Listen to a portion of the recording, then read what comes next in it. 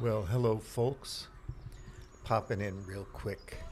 Um, Couple of interesting things. I want to talk about hospicing modernity a little bit, just a little bit, and also a few articles that I was looking at. I watch different things and read different sources about the war in Ukraine and Gaza and the Middle East and so on. So I'm not limiting myself to one point of view or one propaganda source. I see a lot of footage on what's going on over there. It's gruesome and horrific and tragic. I just think that we're insane. Modern human beings are nuts. I read a piece in Consortium News about the ongoing uh, issues and problems in Vietnam due to the war, Agent Orange and other dioxin and so on, and how that's impacted Vietnam since until today, you know. And we're basically committing ecocide in Ukraine and Gaza right now, the world, by not doing anything to end these conflicts. Obviously, I do believe that there are groups of people in our leadership that believe that, war is somehow good for us. It's probably more profitable for certain people, but it's a terrible thing, uh, in particular because we're faced with so many other challenges at this moment in time. So I want to remind people to look at B on Medium or Substack, and he wrote a good piece on Europe's remilitarization myth, why building on the success of rearmament is a bad idea, and it's very, very well done. While I was watching the footage of Ukrainian soldiers being killed by drones and so on, and you can get footage of Russians being killed. Everybody's getting killed. But the fact remains that Ukraine has a smaller population than Russia, has a smaller standing army than Russia. And this is a war of attrition that will probably grind on for years.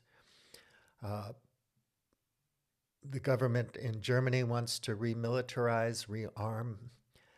I'm always wondering, where are they going to get the oil and gas to do that? Where are they going to get, how are they going to make the steel? Where are they going to get the rare earths, other minerals and materials they need? Computer chips, on and on and on. You have $30 million jets falling off of aircraft carriers these days. And, it just seems like such a waste to me. So somehow they're going to rearm. Who knows how long that's going to take? Decades. For what? In decades, how's the world going to look in decades when global heating is not slowing down at all? And we have the poly crisis to deal with. So many things. Uh, so it's kind of ridiculous. What a waste of resources. That's why B's article is so good. Um, Uh, God. So I was thinking, ironically, I tend to be ironic or sardonic because it's kind of like a defense mechanism. Looking at things, I shouldn't even bother with current events anymore because things are just going to continue to accelerate in a bad direction anyway. Um, Expecting to see anything good happen is kind of silly at this point. Um, it's almost like the great the next acceleration is going to crash everything, and then some people left over are going to do something. God knows what. Anyway, ironically, I was thinking.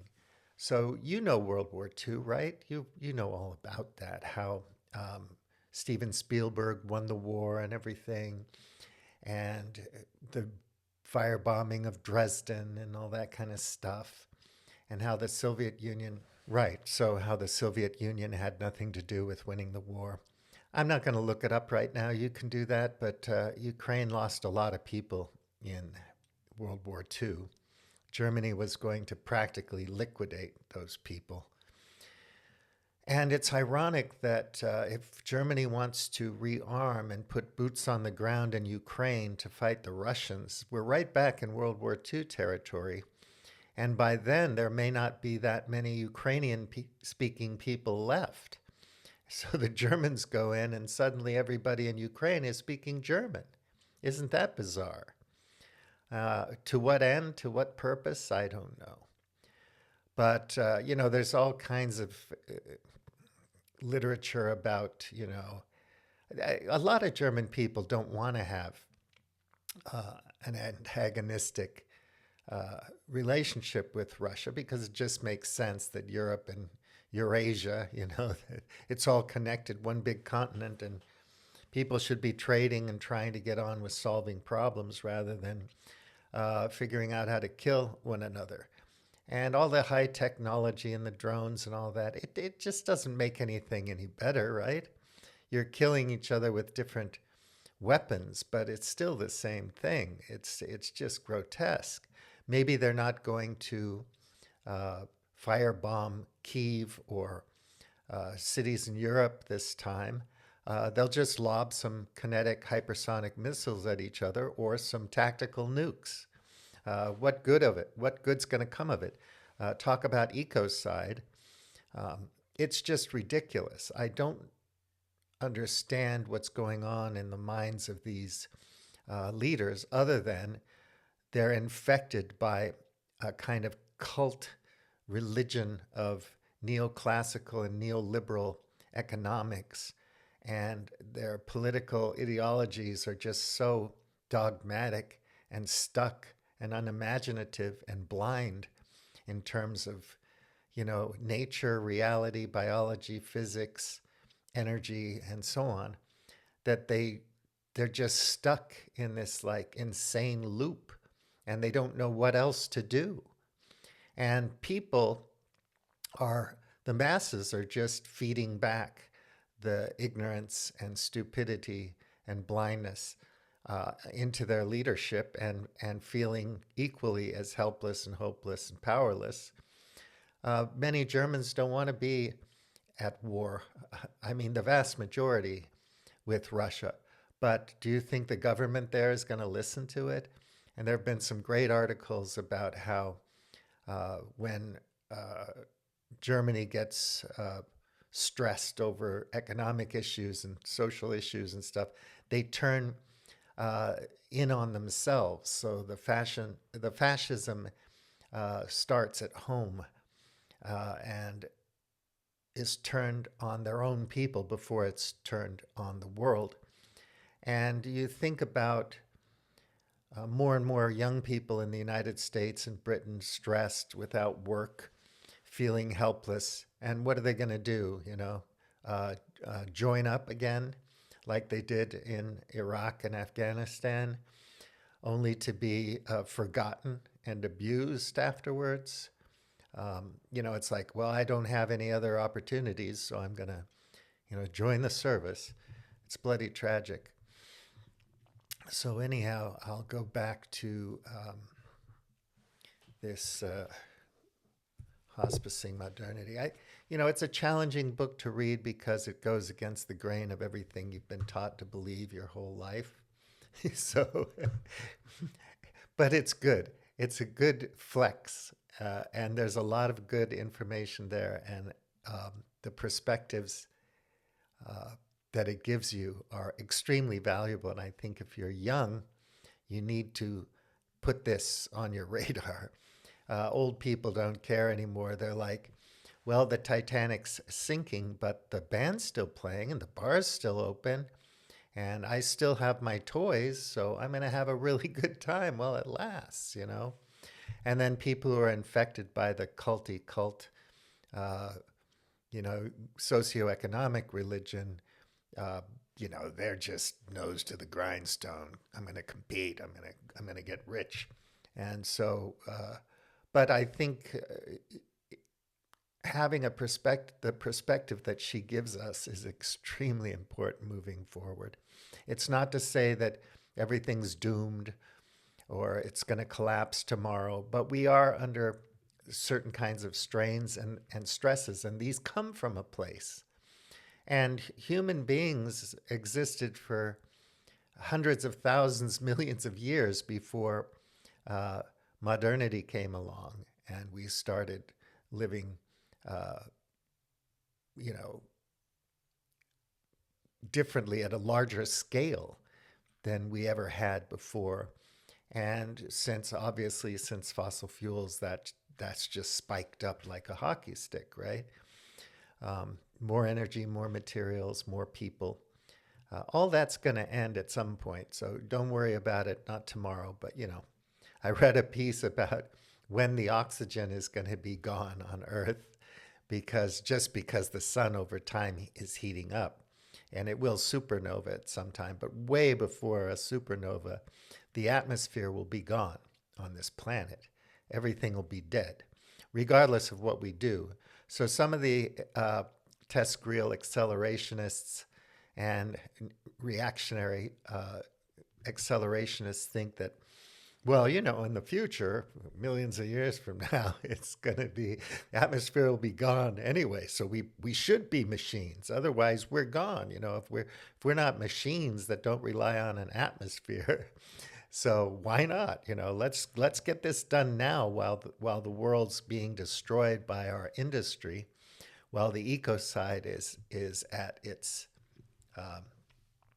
fastest pace. Get it done so we can move on, pedal to the metal, print money, make more technology, and get those robots together. Have those mitochondrial implants so you can live longer to get your work done, so that you can be uploaded into a robot and live forever, that kind of thing. Okay, I guess it kind of makes sense in a way, but I like life, I mean, nothing lasts forever. The supernova will happen sooner or later. And, things come to an end. There's a cycle in the universe. Carl Sagan's stardust, we're all stardust. So, you kind of get comfortable with your mortality and recognize that things will continue in different ways, shapes, and forms in the future. But in the present, is there really any excuse for starvation and war and suffering and mental anguish? And they say that between 500,000 and 3 million um, self-defense confrontations happen in the United States every year.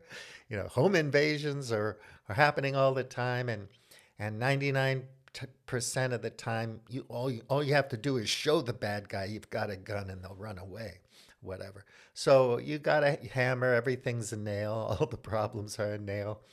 And more guns will solve it. You don't look at the causes of violence in the United States, or home invasions or anything like that. That's too complex. That's too difficult. So you just know that, you got a gun, your chances are better. Um, it's absurd, just like those Chinese people in Guangzhou or Zhuhai or Shenzhen or uh, Shanghai, Beijing, wherever, are holding a gun to your head saying, take fentanyl. It's like, there are reasons why we're addicts. And the author of Hospicing Modernity talks about endocrinology as a kind of metaphor for what's driving modern human beings, and the kind of addictions, having to do with our endocrine system and so on. Oxytocin and dopamine and serotonin, and how it metaphorically corresponds to the way we are, how we approach the world. Very interesting. I found that extremely valuable. If you read the book, I think you'll enjoy that. So yeah, we don't look at the causes, we're just kind of look at the statistics.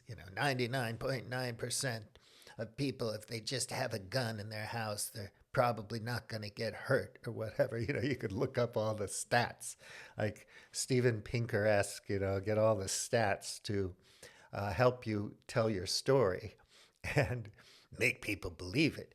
So, but we don't really necessarily look at the cause of the problem. Ecocide's ecocide, right? When people talk about no more bugs on the windshield in the UK, that's a problem. You might not notice it, but it's a problem. And it's a cascading, rolling, uh, problem. It's an avalanche, and it's violent, and it's happening too fast, and eventually it affects you personally, you and yours, in terrible ways. And we would want to avoid that at all costs, I would imagine, the precautionary principle and all that. Just like, how can we just like be a little careful, think things through, so on and so forth. But profits first. Next quarter, the market's got to go up. We have stock buybacks and mergers and acquisitions to deal with, and monopoly capitalism and all that kind of stuff. Tariffs, trade wars. All this fancy, fun stuff that people think is meaningful and important and useful in some way, utilitarian, and it's really not. But I suppose at some point there will be 5,000 people left on the planet, and who knows what they're going to do. Just reboot the whole damn thing. One day that some guy's digging a well and finds all this e-waste and says, how does this shit work? I'm going to figure it out. And then we're, a million years into the future, we're finally getting to that Fermi paradox where the great filter finally kicks in a million years too late and wipes us all out the second time, so that we're not going to be flying around in our spaceships anytime soon, talking to alien races, boldly going where no man has gone before, and so on and so forth. That's just not going to happen, folks. It does make you wonder if, what life was like for Native Americans, 600 or 1,000 years before Europeans came, right? Was it really so bad? I don't know. I would like to have seen the landscape of, ancient Europe or especially the United States, because Europe was, devastated by modernity basically from the get-go, thousands of years ago. You just study how Romans farmed and so on and whatnot. So anyway, I'll get to this thing now, the hospicing thing. So one of the metaphors she uses, let me start the recording here. So one of the metaphors she uses is a house, right? So she has a house, a little illustration of a house on top of a planet, okay? And then this kind of metaphor represents the way we think about things, right? What's important, So in the first illustration, you have global capital. That's number one. Can't mess with that. Also, I was listening to Citations Needed podcast, and they were talking about broken glass in Baltimore in 2015. It's like the real Wire story, the Wire, that series, but the reality of it. And it's just mind-boggling when you think about it. But, and Citizens United, dark money, all that kind of stuff. Bill Moyers did a piece on that back in the, 2005 or something, all about Citizens United and dark money in politics. What have we changed? It's 2025. 20 years later, hell no. So anyway, global capital sits at the top, Globe Cap, and it's the most important thing in the world. And it has to have free speech, and it's a corporate person or whatever. We have all these constructs that we believe, and we just take it for granted because we read it in Economist Magazine or Business Week or Bloomberg or whatever. And we take it for granted. It's like most Christians have never read the Bible. They've never studied ancient history or the history of the Christian church or anything like that. They just don't know anything about it, but they're Christians or they're Catholics and they're excited about the new Pope. And most people think that they're capitalists and that they understand economics. They've never read Hayek or anything. They don't really know what neoliberalism is or where it came from. They don't know. They're just infected by this ideological religion, proto, uh, quasi religion, and they just believe it. They don't know what they believe, but they believe it because it's in there somehow. They hear things about it all the time. So they're cultural neoliberals and cultural Christians or whatever. People don't examine their beliefs. Like, where the hell did that belief come from? Where the incoming shit? You know, it's so bizarre to me, but we take it for granted anyway. So global capital is on the top. That's the roof of the house. So one of the load bearing walls is universal reasons, right? So we have to have rationality now, or enlightenment now, reason, a certain kind of reason. Where did that come from? What's it like? Why is it here? You can go all the way back to like pre-Socratic or whatever. But just looking at John Locke and the Enlightenment thinkers, Hume and whoever, um, I can't understand Kant. But anyway, where did these ideas come from? We don't examine it, but we have this universal reason, and it's all perfect. There was a pathway, a progress. Uh, and it's all going to this perfect place. It's probably going to lead to mass extinction, which it is happening now, and maybe the end of civilization. But it's going somewhere, right? Or maybe we'll all be machines in 10 or 20 or 30 or 40 years, right? We'll be uploaded, and we'll have our implants so we can live forever. Little Stevie here, William T, he has to live forever because he's so damn great. He's so smart. He needs to be around. I got a lot of things I need to do. So, never mind that there's no intimacy in my life, no community in my life, no family, no friends, no one to care for, no reason to work for anybody. I don't need any people. I can have the best friends money can buy, and so on and so forth, which is kind of tragic and sad when you think about it. But anyway, so on the next load-bearing wall, you got the nation state, so you can identify with that. And again, there's this hierarchy of supremacies, right? I'm supreme because, hey, the difference between me and you is just that I'm better than you. Look at me, huh? Got all the right equipment. I'm super special genius, and so on. And then my family's better than their family, and then my town's better than their town. My football team's better than their football team. We're supreme. We're winners. My nation state's better, even though I hate the Democrats or I hate the Republicans. But USA, USA, that kind of thing. And then you go on to Western civilization, and we're all Christians, whether we know it or not, or whatever story you have to tell, right? It's all supremacy. And at the top of it is human supremacy.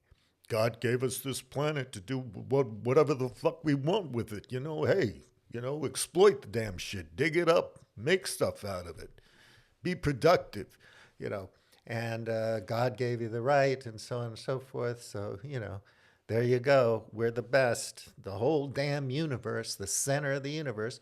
And mind you, I guess mathematically, in some kind of sense, in an infinite universe, there is an infinite number of centers in that universe. So you are the center of the universe, right? And so am I. But I'm a better center of the universe. I'm better than you. And so Western civilization, colonialization, imperialism, all that stuff, it's justified, justified. We got to civilize the savages. You go and you say, these people seem to be living pretty good, pretty healthy, pretty nice lives. They seem to know how to live in their little world, their little watershed, how to get along generation after generation for millions of years.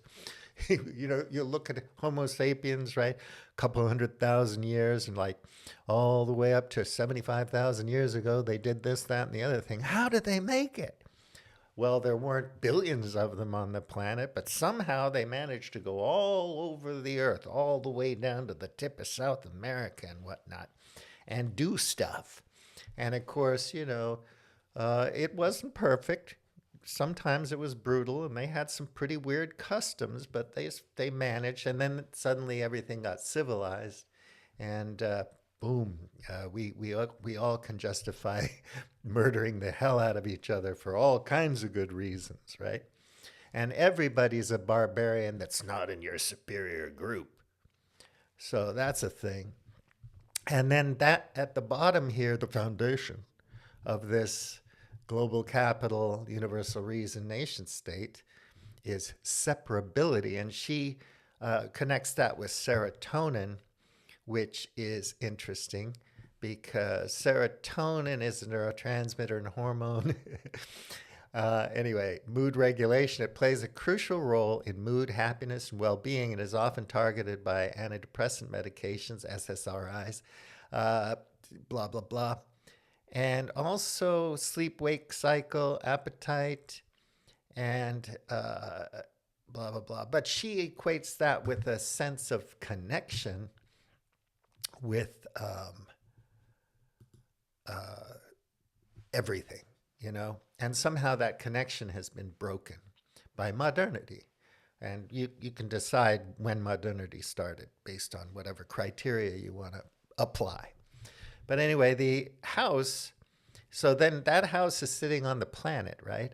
And we'd have this idea of overshoot. So now the planet, we're overshooting things. Oh, we're going to have 10, 20, 30 billion people on the planet. But think of the future generations, trillions and trillions of people. We got to become machines now. Otherwise, these trillions and trillions of people won't exist. They won't be alive, but whatever. Anyway, some pretty weird philosophy. But we're sitting on this house on this planet, and the house exceeds the limit of the planet, okay, under this scenario. And next to that, there is another house, and the roof, above the roof is hidden costs, externalities, you know, collateral damage, ecocide, whatever. So you have hidden costs that, you know, how much does that thing really cost? Well, I don't know, but the miners in Congo are like 12, and they're dirt cheap, dirt cheap.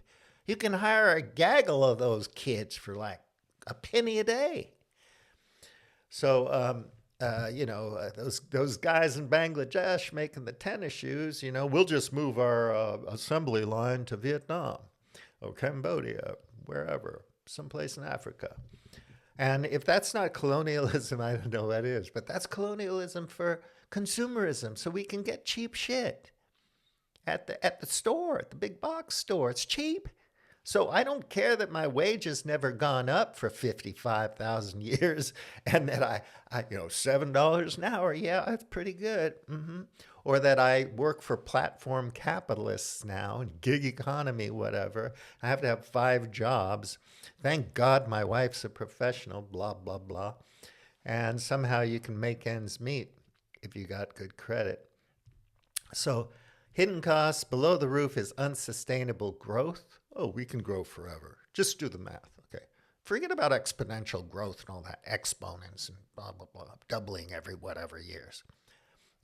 80-40 rules, 80-20 rules, whatever it is. Forget about all that do the math crap, that Tom Murphy do the math crap. We can grow because we can ephemeralize, and eventually we're going to have these wonderful machines that can make basketballs out of the ether. It's going to be fantastic. That's not religion, by the way. That's science. Good science. Okay? Christian science. But anyhow, unsustainable growth, you got that. Overconsumption. Oh, dear, no. Come on. Really? No. I mean, Donald Trump saying you can only have 1 or 2 dolls and they may be more expensive. America's really going down the hill quick. Because when I was growing up, we could have 50 or 60 dolls. Actually, when I was growing up, you had 1 doll, 1 action figure. But, I guess kids in the past 40 or 50 years, they could have a lot of them because they were pretty cheap. Thank God they're made in China. So waste disposal, the cycle into expropriation, right? So you expropriate all these materials, take them from wherever you can get them, And maybe you have to have a regime change war now and then to get those materials. You know, you have to like make a friendlier government so you can take their stuff. Think about the Shah of Iran and the oil deals and what happened in North Africa with Gaddafi and whatever. You know, these things have to be done. We're going to take the beautiful oil. It's so beautiful. We're going to take the oil, the beautiful, wonderful oil. I've got people in Syria minding the oil. You know, all this kind of thing. We're going to take over Iraq. It's got McDonald's, fucking Pizza Hut. People are going to give up their Islamic religion right away because they'll see just how much fun it is to be an American. Baghdad, Disneyland would never happen. How many of these regime change wars are we going to lose before we learn? I don't know. So expropriation, waste disposal. So what is it? Destitution, dispossession, and genocide is part of that cycle. Oh no, you beg to differ. That doesn't happen. You know, the causes of what happens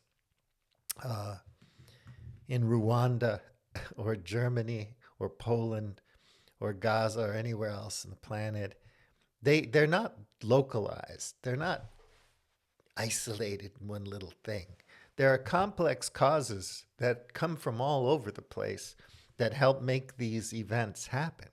It's not just that the guy killed Ferdinand and suddenly, you know, World War One.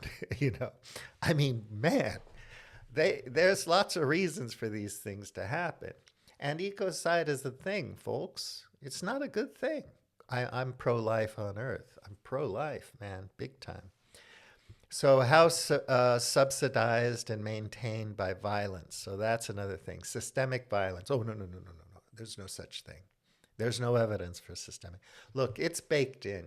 Maybe we can go to the grocery store and not get mugged, and we're not having fist fights every time we go to Applebee's or whatever. But the violence is permeant. It's everywhere. And it depends, obviously, on how you define violence. And I don't think necessarily that calling you a jerk or telling you to fuck off is violence. But, you know, different people have different definitions of it. But it is maintained by violence because look around you.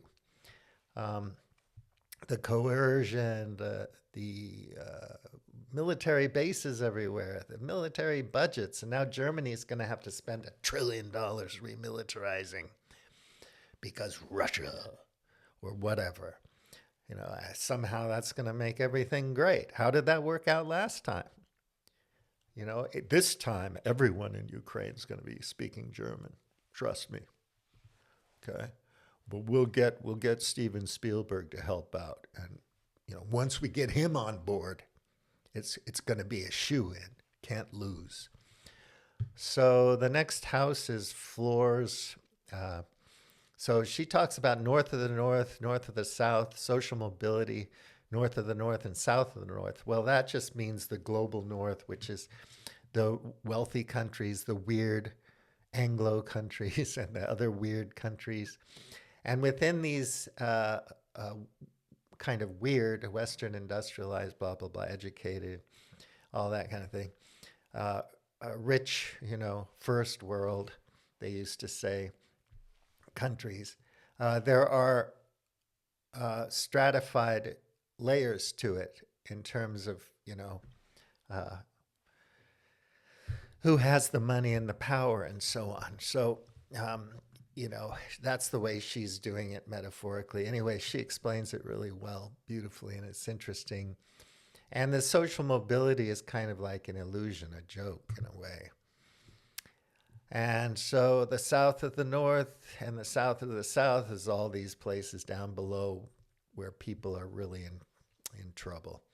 So false promise of universal middle class. How is that supposed to be done in a world with limited resources?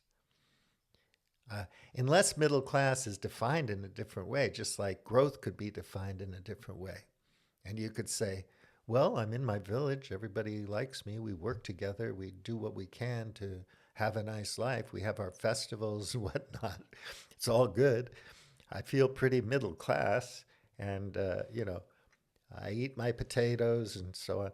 But you can't have the kind of consumption and energy use where you're using billions of joules of energy per person every day.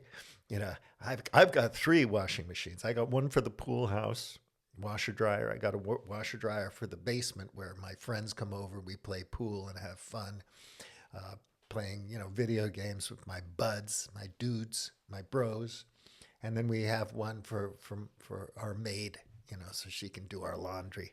And we need all this stuff. We need all the juice, man. We need a lot of electricity. We need a lot of oil and gas.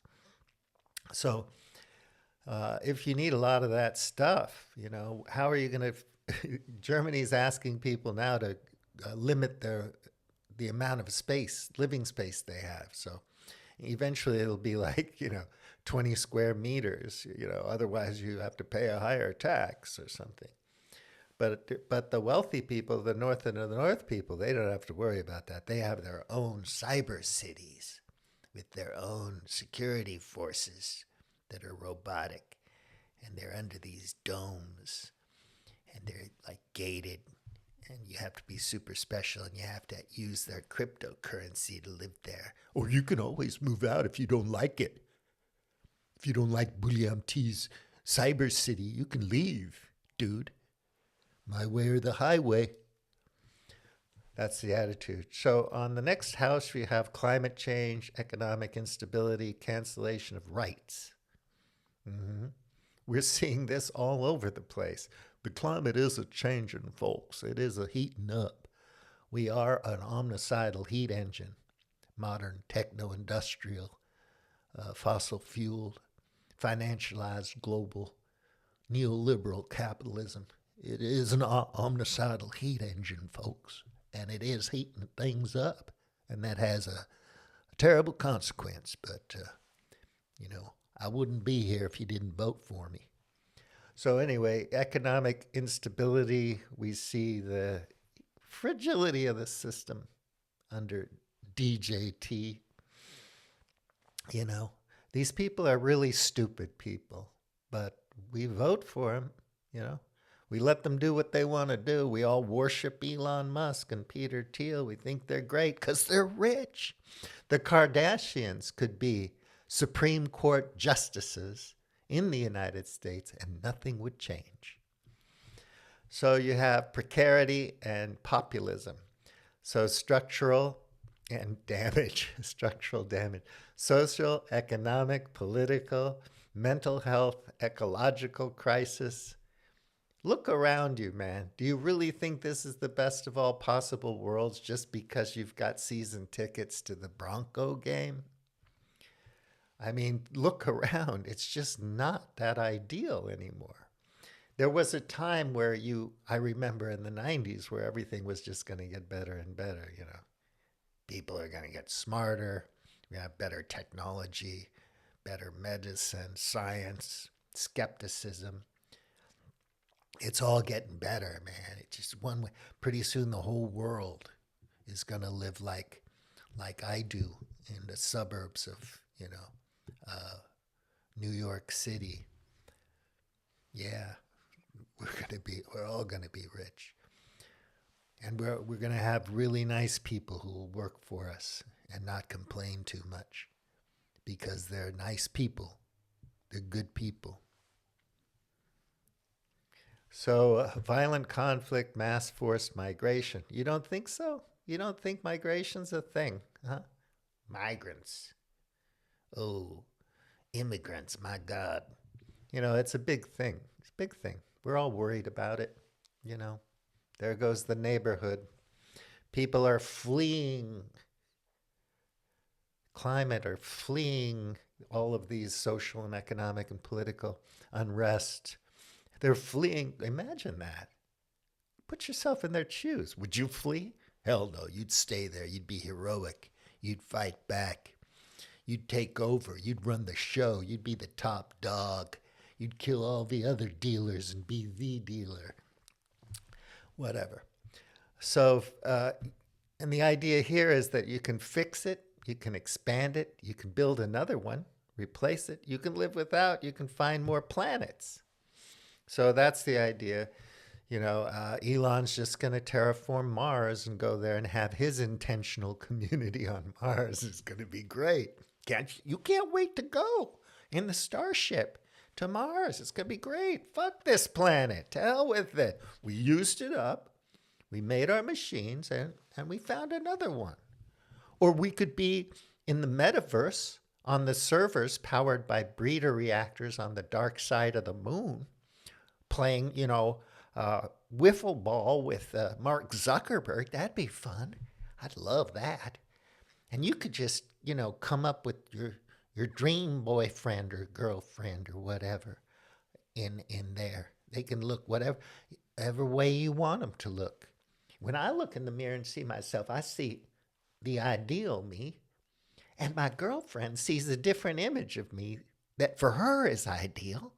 And when she looks in the mirror, she sees the ideal her. And when I look at her, I see a different her, but it's my ideal her. It's almost perfect. Nothing could go wrong. So that's the house of modernity. That's real fun, isn't it? And here's another little hierarchy of it, of the houses. So another idea is harnessed fears and scarcity. So you have to take control of the fear generator. And you have to have this idea that, if I only had one doll, that's scarcity. That's horrible. When I had a daughter, the one thing I was concerned about for my daughter was that she was going to have more dolls than my sister had. Damn it. And I worked hard to make that happen. And now this tariff thing makes it very hard for me to get those dolls for my daughter. And I feel like I've failed her. What the hell is going on here? So uncertainty, chaos, loss, pain, death, worthlessness, emptiness, entrapment, guilt, shame, incompetence. All these things go through your head. What happened? What happened? I don't know what the stock market's going to do. What my 401k? My God. And all this stuff. And it's just, the things that are going on here at these wars. And the next one down here, compensatory desires and accumulation. Certainty, control, relief, safety, superiority, fulfillment, agency, purity, mastery. And these are all ideas that we think exist and we take for granted, right? Well, I'm pretty damn sure of this, and I've got control, and I can take my serotonin drug and feel better, and I'm safe because I got my gun at my bedside, so when the home invaders come, I can just say, I got a gun, and they'll say, oops, sorry, okay, next, we're out of here, take care, have a nice sleep. Superiority, we talked about that. Fulfillment, agency. I'm an individual. I have choice. I make the decisions. I'm in charge. And purity and mastery, we all think we're like that. We could be like that, but we'd have to think about it in a different context, a different way of doing it, of making it. So perceived entitlements and ownership, stability, order, denial, legacy, immunity, consumption, choice, innocence, authority. I really recommend you read the book and see how she treats these things, because it's counterintuitive for us because we're true believers in what we know. And it's hard for us to step out and see it differently, because we don't have the imagination to do that, because we're not self-reflective enough to analyze and question our beliefs. So we put our faith in stability, order, and then we're in denial, and we have a legacy. My grandfather was in World War I, and he got a medal, and I'm a heroic person because I'm of his bloodline. Or that building over there, it's going to have my name on it. until some other corporation buys it and puts their name on it. But you know, or I'm going to have my statue until these crazy kids tear it down for some stupid reason. Consumption, choice, innocence, authority. Yeah. Anyway, she does such a good job with this stuff. So I'll stop there on that part. Let me see here. I got to push this button. All right. Yeah. What was that? 40 minutes? Anyway, I got a little bit silly, but you know, the world's silly enough to make people feel silly. And I ain't no George Carlin. I'm not a stand-up comedian here. But sometimes I feel a little bit nuts from it all. I also said to my friend, who's pretty much conventional thinker, business as usual type of guy, you know, if the Titanic's sinking, it's sinking, right? What are you going to do? What are you going to do? Huh? Nothing you can do. And by the way, the band is still playing and the bar is still open. And there's still a lot of fun people at the ballroom. So what the heck? I'm going to have some fun. Get some champagne and enjoy the heck out of it, because what else are you going to do, right? And I really think sometimes that ignorance is bliss. You know, you get all excited and emotional about your, you know, neurotransmitters and endocrine, you know, addictions, whatever, dopamine hits, you know. Oh, if you clicked like on this video, it'd really help me. It'll make me feel better. Really would. But anyway, yeah, we have all of that. We can just enjoy more, more, more. And by the way, someday DJT will be gone and there will be another guy just like him, only a Democrat, and maybe you'll get to buy more dolls, or maybe by then we'll have, you know, accomplished that regime change war in China and convince them not to be Chinese, but to be a lesser, inferior kind of a weird Anglo-American, okay? An inferior, waspy, celestial type, you know. I mean, they won't be like us. They won't be that good, but they'll be subservient to us, and we'll all be friends, just like Donald Trump said today. He said, you know, so what is it you want to get from the Canadians? What is it? What's the concession that you want? And Donald Trump goes, friendship. I want to be friends. I want to be friends. I want to be friends with Canada. We're going to be good friends. We'll always be good friends, blah, blah, blah. I mean, it's so silly, right? He doesn't even know what concessions means in that context. He just wants to be friends, even though he's slapping on the tariffs and the trade wars and all that. Poor Ford Motor Company. They're going to have to charge you a couple K more for some of their automobiles. But that's all right. You can get the financing. You'll be okay. Liquidity. The Fed will step in. You'll be fine. You'll be fine. So have a wonderful day. Take good care. William T. out.